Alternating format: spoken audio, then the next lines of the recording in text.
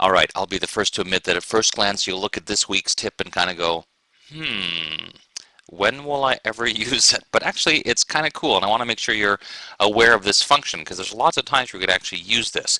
And it's actually a function called change layer, which allows you to change the content of a layer. And you'll see what I mean in a moment. What we're going to do, I'm just going to arbitrarily for now pick some colors. You'll see in a moment it doesn't really matter. And we're going to use our custom shape tool. I already have the shape selected, which is basically this built-in heart shape. I'm going to make sure that in the options bar it's set to this first one, which is to create a shape layer. I'm going to hold down the shift key just to make sure I get a nice perfect heart shape. And if I need to, I can hold down the space bar to kind of reposition it. But we're going to do a fairly big heart shape, something like this. Now because we did it as a color, you'll see it temporarily just covers up the whole thing. Here in our layers palette is the color and the vector mask in that custom shape.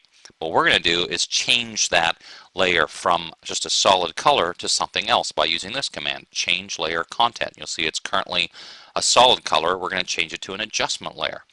We're going to make it levels, and then we'll basically use that just to kind of screen back or back screen, if you prefer that term, that area, something like this. Click OK.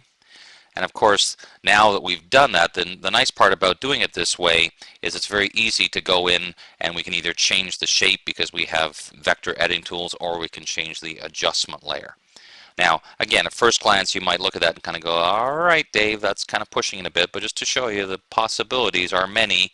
Here's a logo that we previously created in Illustrator and brought into Photoshop as a tip to show you how you can build that in. That's one of the movies that you can find on the archive in the video area. But here's to show you the exact same concept. Here's the logo, and we're going to now take that logo and change the layer content to, in this case, let's use hue saturation just for giggles and see what it does. Lower the saturation all the way down, maybe move the lightness up, something like this.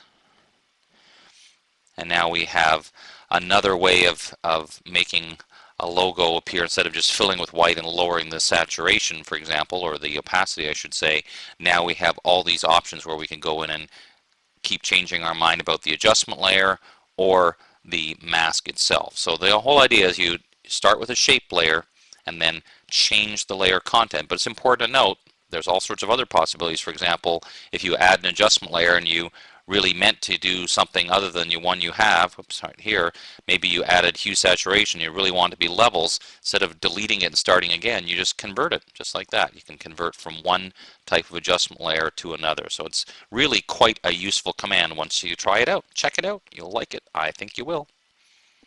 Well, this is Dave Cross, last time for this year. Thanks very much for all your kind comments about these little video tips. I hope you have a great and happy and safe 2005. Happy New Year.